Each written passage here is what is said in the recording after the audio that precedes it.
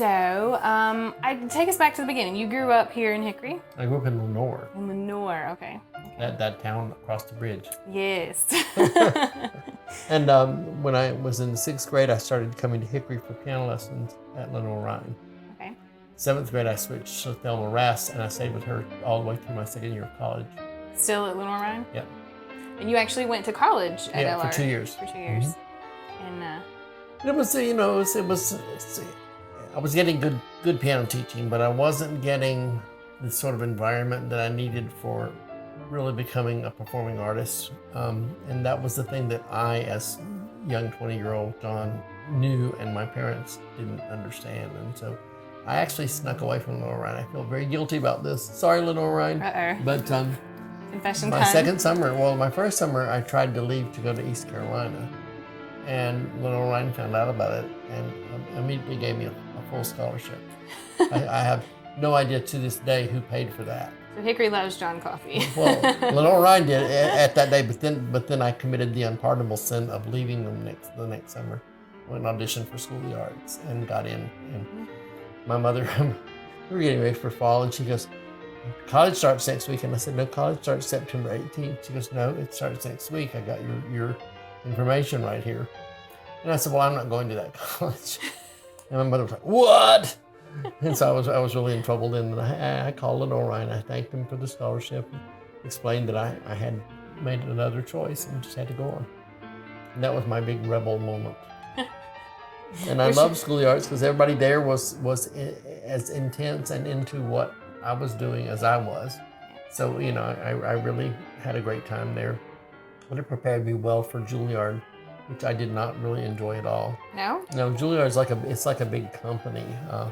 Going to school there, it's like you're working for the corporate and performing arts. I guess ballet dancers in the elevator, and they're using the elevator as a bar, and they're doing all their PAs and things in the elevator.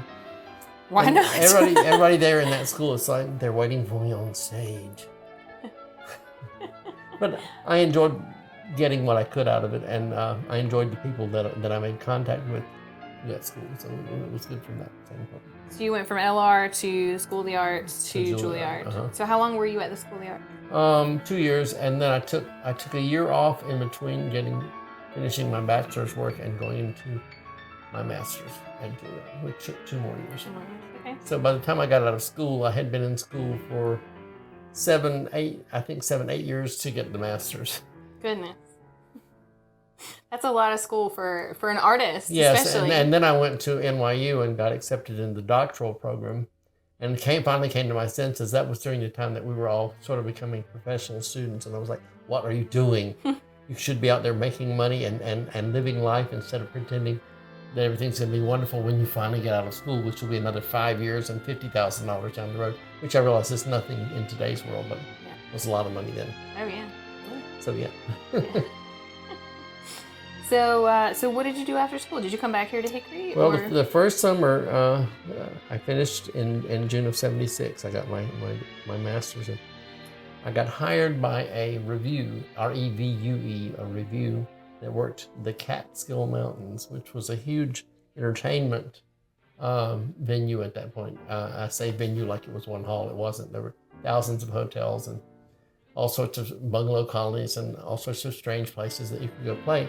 And a lot of the hotels had their own bands, their own musical directors. So basically I would come in and I would have dinner. I would go to rehearsal with the band to rehearse them on our charts for our show. And then I would conduct the band with our show from the piano during the performance. And it was something that really appealed to me because I loved doing musical theater.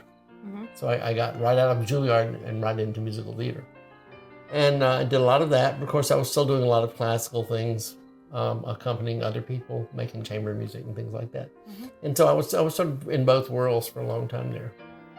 And I guess we jumped right into your background and your education and everything, but you didn't even say, you are a pianist, a performer, a first foremost teacher. Okay, you sing as well, yes? A little. Okay.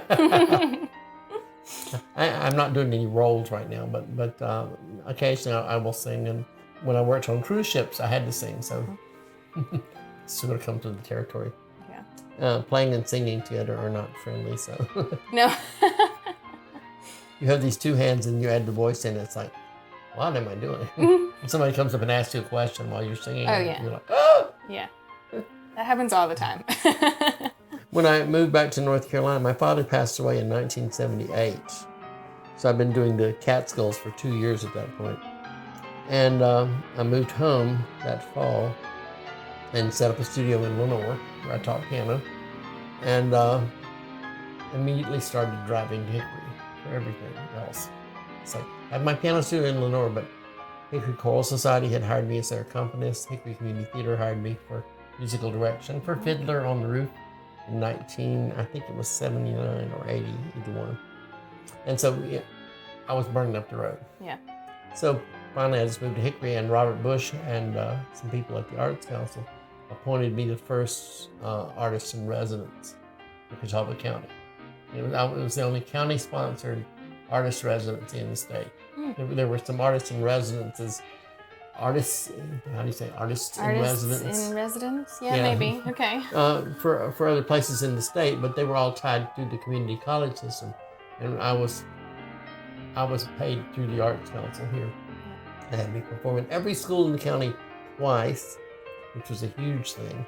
Yeah. Lots of factories, we were playing a concert once at Viewmont Pharmacy. It was a real education in bringing the arts to people. Yeah. Played with the symphony I guess it was the second time really, because I'd done the Rhapsody in Blue with them back in '82. So I got the word out. It was like, This is what I do. And then other arts councils would hire me to come for a mini residency, which is like a week here or a week there, And that was the way my career just started developing itself.